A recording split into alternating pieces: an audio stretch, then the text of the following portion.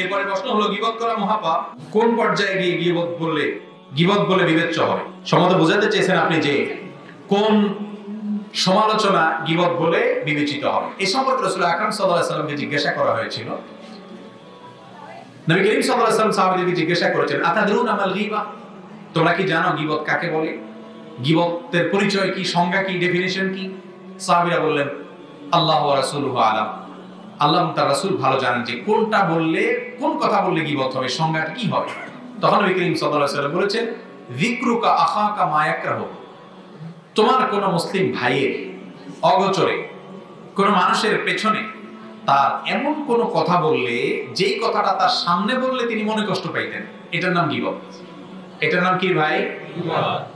এখন একটা লোকের পেছনে আপনি তাকে এমন একটা শব্দ ব্যবহার করলেন যে শব্দটা শুনলে তিনি সামনাসামনি বললে মনে কষ্ট পাইতেন, হয়তো তার একটা দোষ আছে, সেই দোষটাই আপনি পিছনে বললেন, এর নাম হলো গীবত।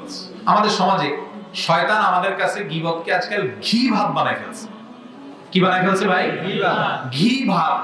মানে ঘি আর ভাত যেরকম মজা লাগে, গীবতটা আমাদের কাছে ওইরকম স্বাদ লাগে। এই জন্য আমাদের চায়ের দোকানের আড্ডা মোটেও জমে না গীবত না হলে, ঠিক না? আমাদের দুই বন্ধু তিন বন্ধু মিললে আরেক বন্ধুর পেছনে তার সমালোচনা না করলে, তার একটা দোষ নিয়ে ত্রুটি নিয়ে হাসাহাসি না করলে আমাদের ভালো লাগে না, ঠিক না?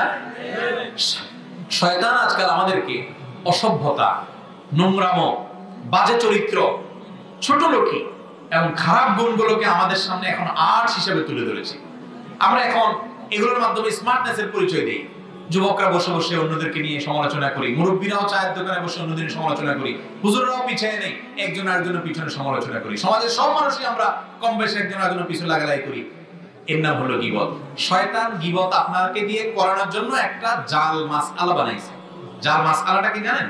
জাল মাসআলাটা হলো শয়তান আপনাকে বলবে, আরে বাবা তার ভিতরে এই দোষটা আছে তো, এটা তো সত্য কথা। অনেকে যদি গীবত করে আপনি বলেন যে ভাই মানুষের পিছনে সমালোচনা করতে হয় না, এটা গুনাহের কথা, তখন সে অনেক সময় বলে যে আমি যেটা বলতেছি সত্য কথা বলতেছি, যা বলতেছি সত্য বলতেছি, মিথ্যা বলি না। আবার বলে যে তার সামনেও বলতে পারবো, এরকম বলে কি বলে না? ভাই সামনে যদি বলতে পারেন এত বড় বীর বাহাদুর মানুষ হন, তো আপনি পিছে কেন বলতেছেন? আপনি সামনে যাইয়েই বলেন। ইসলাম বলে মানুষের সামনে প্রশংসা করবা না, প্রশংসা করবা পেছনে, আর সমালোচনা পেছনে করবা না, সামনে করবা। তাহলে কি লাভ হবে? লাভ হবে এই, আপনি আমার সামনে মাইকে আমাকে পাম্পট্টি দিতেছেন, আমার প্রশংসা করতেছেন, আমি যা না তাও বলতেছেন, সামনে মারহাবা বলতেছেন, আমি ভিতরে ভিতরে ফুলতেছি, আমার ভিতরে অহংকার হচ্ছে। এর ফলে কি হবে? আমি যা না নিজেকে তা মনে করব, আর মানুষকে ছোট মনে করব, ঠিক না? ঠিক। মানুষের সামনে প্রশংসা করলে মানুষ অহংকারী হয় না? এই জন্য হাদিসে আসছে, অসুদ্দুরাবা আলা আফওয়াহিল মুত্তামাদ্দাঈন, যারা মানুষের সামনে প্রশংসা করে মাটি মারো তাদের মুখের উপরে। এই তেলবাজ মানুষে আজ সমাজ ভরে গেছে। শুধু তেল দেওয়ার লোকের অভাব এই সমাজে নাই, কাজের লোকের অভাব। সব তেল দিয়া পাম্পট্টি দিয়া পার করে। কর্মী নেতাকে পাম্পট্টি দেয়, অ্যাসিস্ট্যান্ট তার বড় হুজুরকে পাম্পট্টি দেয়, কর্মচারী তার মালিককে পাম্পট্টি দেয়, সব বাতাসে বাতাসে দুনিয়া চলতেছে। আর ইসলাম বলে প্রশংসা করবা পেছনে। পেছনে প্রশংসা করলে কি লাভ হবে দেখেন? আপনি আমার অগোচরে ওনার কাছে আমার প্রশংসা করলে, তখন সেই লোকটা মনে করবে, ও তাহলে লোকটা এত ভালো, তাহলে সে আমার প্রতি সুধারণা পোষণ করবে। সমাজে তিনি আমাকে যখন ভালো মনে করবেন, তা আমার প্রতি ভালো আচরণ করবেন, সমাজে শান্তি হবে। আর আমার দোষের কথা যদি আপনি আমার কাছে এসে বলেন, তখন আমি চিন্তা করবো, তাই তো আমার এই দোষটা আছে। শুনতে যতই কষ্ট লাগুক, আমার ভিতরে ভিতরে আমার ভিতরে অনুশোচনা হবে, আত্মোপলব্ধি হবে। আর আমার পেছনে যদি আপনি আরেকজনের কাছে সমালোচনা করেন, সে বলবে এই লোকটা এত খারাপ, তাহলে তার ভেতরে আমার প্রতি শত্রুতা তৈরি হবে, অশান্তি তৈরি হবে, সমাজের শান্তি শৃঙ্খলা যেন আসে। এজন্য মহাগ্রন্থ আল কোরআন বলে দিয়েছে, গীবত করবা না, সমালোচনা পেছনে করবা না। কারোর দোষ যদি থাকেও সত্য দোষ, সেটাই তার সামনে বলবা। সত্য দোষ এটাও পেছনে বলা যায় না। আপনি একজনের দোষের কথা তার পেছনে বলতেছেন, আর বলতেছেন আমি যা বলতেছি সত্য বলতেছি। হ্যাঁ, সত্য কথা পেছনে বলাটাই গীবত। আর যদি মিথ্যা হয়, এটার নাম তো তোহমত। হাদিসে আসছে। তাহলে এই গীবতের বদঅভ্যাসে আমরা সবাই জর্জরিত, মহামারী হয়ে গেছে। এই অপরাধ থেকে আলেম গায়রে আলেম আমরা কেউ মুক্ত না। মাহফিলে এসে এক হুজুর আরেক হুজুরের গোষ্ঠী উদ্ধার করে, আরেক হুজুর আবার চান্স পেয়ে আরেক জায়গায় মাইক পেয়ে ওই আগের হুজুরের গোষ্ঠী উদ্ধার। এটা কখনো ইসলাম আমাদেরকে শিখায়। আমরা সমালোচনা যদি করতে হয়, কারো দৌড় যদি ধরতে হয়, যথাসম্ভব তাকে জানাবো অথবা তার সম্মান বজায় রেখে উম্মতের ক্ষতি হলে সাবধান করব। কিন্তু ব্যক্তিগত বিষয় আশয় নিয়ে যেভাবে সমালোচনা আমাদের সমাজে হয়, এটা কোনো মুসলমানের জন্য জায়েজ নাই। মহিলারা বলেন, পুরুষরা বলেন, ছাত্ররা বলেন, মুরব্বীরা বলেন, কেউ পিছায় নাই। সবাই আমরা গীবতের মধ্যে আছি। দুইজন একত্র হলে তৃতীয় জনকে নিয়ে আমরা আলোচনা করি।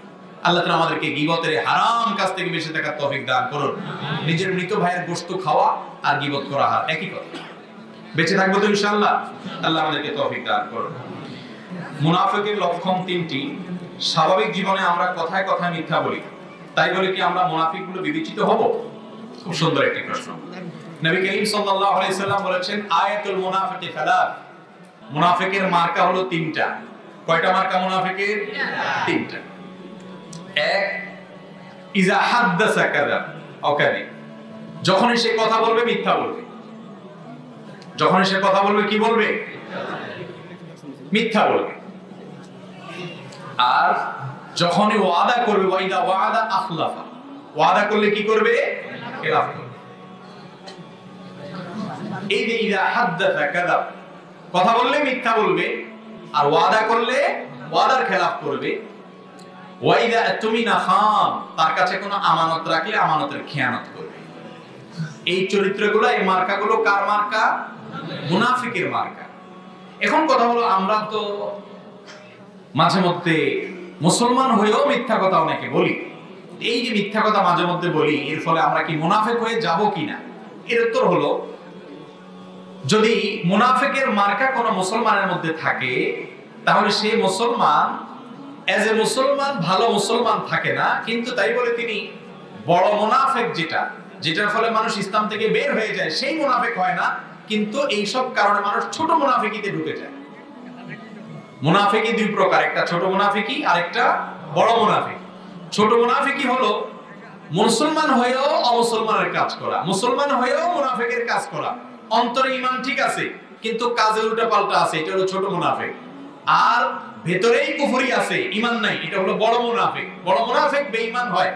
তো আমরা যদি আল্লাহ না করুক মাঝে মধ্যে মিথ্যা কথা বলা হয়ে যায়, ওয়াদার খেলাফ হয়ে যায়, তাহলে মুনাফিকের মার্কা এসে গেল, কিন্তু এখনো পরিপূর্ণ কাফের হয়ে যাই নাই।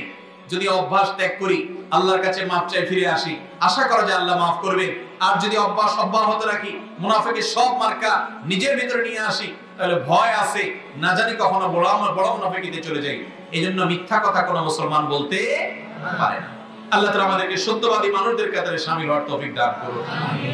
মানুষ যখন মিথ্যা কথা বলে, নবী করিম সাল্লাল্লাহু আলাইহি ওয়াসাল্লামের একটা হাদিস বুখারীতে বর্ণিত হয়েছে, তিনি বলেছেন, মিথ্যা কথা বললে একটা সময় একটা বলে, আরেকটা বলে, মিথ্যা বলতে বলতে আল্লাহর খাতায় দুইটা তালিকা আছে আল্লাহর কাছে। একটা হলো মিথ্যাবাদীদের তালিকা, আর একটা হলো সত্যবাদীদের তালিকা। একটা লোক ঘন ঘন কথায় কথায় মিথ্যা বলতে বলতে তার নামটা মিথ্যাবাদীদের তালিকায় চলে যায়, লিস্টে চলে যায়। আরেকটা লোক মিথ্যা না বলে সত্যটা বলার চেষ্টা করে, মিথ্যা এড়ায়, এই এড়াইতে এড়াইতে মিথ্যা বাদ দিয়ে সত্য বলতে বলতে বলতে সত্যের অভ্যাস করে, নিজের মিথ্যা বলার অভ্যাস দূর করে, নিজের সঙ্গে লড়াই করে, এমন কথা বলতে গিয়ে থেমে যায়, আরে আমি তো মিথ্যা বলছি, আমার নাম তো মিথ্যাবাদীদের তালিকায় যাবে। আর মিথ্যাবাদীদের তালিকায় যদি যায়, আল্লাহ বলেছেন, আলা লানাতুল্লাহি আলাল কাযিবিন, মিথ্যুকদের প্রতি আল্লাহর লানত এবং গজব নাযিল হয়, জাহান্নামে যায়। দুনিয়ার সবচেয়ে বড় মিথ্যাবাদী হলো যে কাফের, আল্লাহকে অস্বীকার করে। তার চেয়ে বড় মিথ্যাবাদী আর নাই যে নিজের রবকে অস্বীকার। তাহলে আপনার নাম যদি সেই তালিকায় চলে যায়, কত ভাব হওয়া বিষয়। এইজন্য যে ব্যক্তি সত্য কথা বলার চেষ্টা করে, মিথ্যা কথা বলার অভ্যাস ছিল, নিজের সঙ্গে লড়াই করে আস্তে আস্তে আস্তে আস্তে অভ্যাসটাকে পাল্টানোর চেষ্টা করে, একটা সময় সে মিথ্যা রেশিও কমাইতে কমাইতে কমাইতে শতকরা 1% আর থাকে না, তখন তার নামটা বুখারীর হাদিসে আসছে সত্যবাদীদের তালিকায় চলে যায়। তাহলে একবার মিথ্যাবাদীদের তালিকায় চলে যাওয়ার পর আবার সে নামটাকে এনে সত্যবাদী এবং সিদ্দিকদের কাতারে শামিল হওয়ার সুযোগ আছে, যদি অভ্যাসটা পাল্টায়। অভ্যাস পাল্টাবো তো ইনশাআল্লাহ। মিথ্যা কথা বলবো না ভাই, জান যাক, জীবন যাক, মিথ্যা বলবো না। গল্প বলতে গিয়ে, মজা করতে গিয়ে, লোভে পড়ে বা যেভাবেই হোক, কোন অবস্থাতে ঈমানদার ঠান্ডা মাথায় মিথ্যা বলতে পারে না। আল্লাহ তাআলা আমাদের সবাইকে সত্যবাদী হওয়ার তৌফিক দান করুন। এই যে বলেছি আমরা যে মাহফিলের আগে থেকেই আমাদেরকে নিয়ত করে নিতে হবে যে মাহফিলের পরের জীবন আর মাহফিলের আগের জীবন, একটু যদি পরিবর্তন হয়, একটা অভ্যাসও যদি আপনি ত্যাগ করতে পারেন, তাহলে আপনার এই মাহফিলে আসাটা সার্থক। যারা আয়োজন করেছে, কষ্ট করেছে, পয়সা করে গিয়েছেন, তাদের এই প্রচেষ্টা সার্থক। আমাদের সবার প্রচেষ্টা সার্থক যদি আপনার জীবনে কোনো পরিবর্তন আসে। পরিবর্তনের নিয়ত করবো তো ইনশাআল্লাহ? না শুনে মজা করে চলে যাবো?